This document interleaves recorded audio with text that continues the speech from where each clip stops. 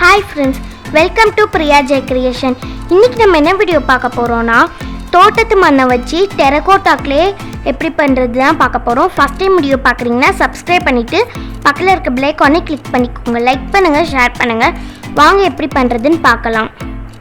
Hi friends, இப்போ நான் தோட்டத்து மண்ணை வந்து கலெக்ட் பண்ணிக்கிறேன். ஸோ இது வந்து பார்த்தீங்கன்னா களிமண் செம்மண் ரெண்டும் கலந்தது. ஸோ உங்கள்கிட்ட பியூர் களிமண் வந்து கிடச்சதுன்னா நீங்கள் எடுத்துட்டிங்கன்னா அது பெஸ்ட்டு. ஸோ குளத்து மண் கிடச்சதுன்னா அதை எடுத்துக்கோங்க. அது வந்து செம்மண்ணை விட கொஞ்சம் நல்லாயிருக்கும். ஸோ இது மாதிரி வந்து நான் மண்ணை வந்து கலெக்ட் பண்ணி வச்சுருக்கேன். நெக்ஸ்ட்டு இந்த மண்ணில் கொஞ்சம் தண்ணி எடுத்துக்கிட்டு இதை நல்லா வந்து கட்டி இல்லாமல் கரைச்சிக்கிறேன். ஸோ இது கொஞ்சம் கூட கட்டி இல்லாமல் கரைச்சிக்கோங்க. இந்த மண் வந்து ஆல்ரெடி மழை பெஞ்சனால நல்லா ஊறி இருந்தது.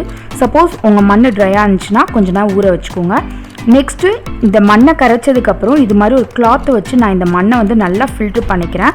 இது மாதிரி ஃபில்ட்ரு பண்ணும்போது அந்த மண்ணில் இருக்க குச்சி கல் இதெல்லாம் ஃபில்ட்ரு ஆகிடும்.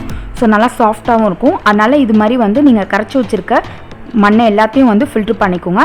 நீங்கள் எவ்வளோ தண்ணி வேணும்னாலும் ஊற்றி நீங்கள் வந்து கட்டி இல்லாமல் நல்லா கரைச்சிக்கலாம். ஸோ நெக்ஸ்ட் வந்து பார்த்தீங்கன்னா இது மாதிரி நான் வந்து கரைச்சி ஃபில்ட்ரு பண்ணி எடுத்து வச்சுருக்கேன். ஸோ இவ்வளோ தண்ணி வந்து கிடச்சது. ஸோ கரைச்சி எடுத்து வச்சுருக்கேன். இந்த டப்பா வந்து ரொம்ப பெருசாக இருந்தனால நான் சின்ன பாத்திரத்தில் வந்து நான் ஃபில்ட்ரு பண்ணி வச்சுருந்த மண்ணை வந்து ட்ரான்ஸ்ஃபர் பண்ணிக்கிறேன். நான் ஒன்றுமே பண்ணல, ஃபில்ட்ரு பண்ணி வச்சுருந்ததை ஜஸ்ட்டு இந்த பாத்திரத்தில் வந்து ட்ரான்ஸ்ஃபர் பண்ணி தான் வைக்கிறேன். அவ்வளோதான், ட்ரான்ஸ்ஃபர் பண்ணியாச்சு. ஸோ இது வந்து மண் மாதிரி இல்லாமல் தண்ணியாக இருக்கே அப்படிங்கிறத நம்ம நினைக்க வேணாம். தண்ணியாக இருந்தாலும் ஓகே தான். ஸோ இது அப்படியே வந்து 6 to 12 hours வந்து டிஸ்டர்ப் பண்ணாமல் அப்படியே வச்சுருங்க. ஸோ இது சாயந்தரம் வந்து நான் இது மாதிரி பண்ணியிருக்கேன். ஸோ அடுத்த நாள் காலையில் பார்க்கலாம். இதை கை வச்சு உழப்பாமல் அப்படியே வச்சுருங்க.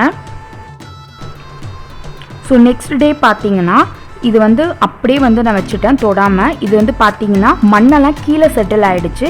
ஸோ தண்ணி மட்டும் மேலே இருந்தது. ஸோ பாருங்கள், தண்ணி மேலே இருக்குது, மண் மட்டும் கீழே இருக்குது.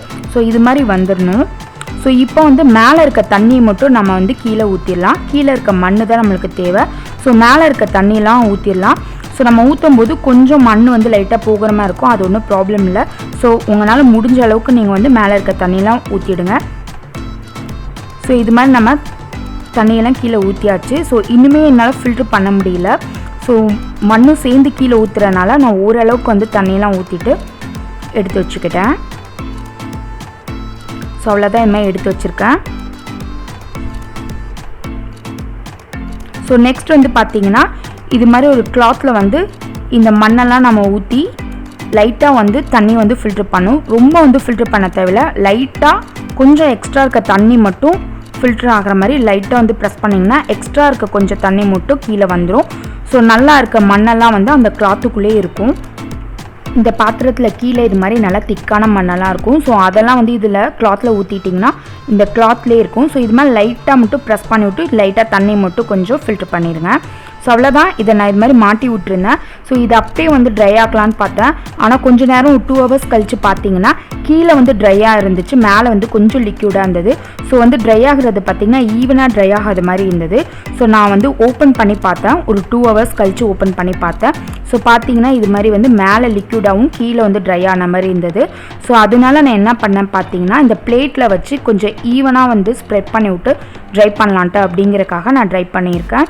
ஸோ இது மாதிரி வந்து எல்லா சாயிலையும் வந்து கொஞ்சம் நல்லா ஈவனாக மிக்ஸ் பண்ணிவிட்டு இது மாதிரி அந்த தட்டு ஃபுல்லும் வந்து ஸ்ப்ரெட் பண்ணி வச்சு அதுக்கப்புறம் ட்ரை பண்ண வச்சிங்கன்னா எல்லாம் ஈவனாக ட்ரை ஆகும். ஸோ குயிக்காகவும் கொஞ்சம் கட்டி தொங்க விடுறத விட இது கொஞ்சம் குயிக்காகவே ட்ரை ஆகிடும்.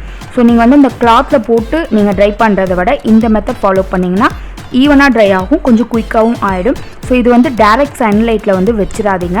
ஸோ வீட்டுக்குள்ளேயே இல்லை ஃபேன் காற்றுக்குள்ளேயே லைட்டாக காய விடுங்க.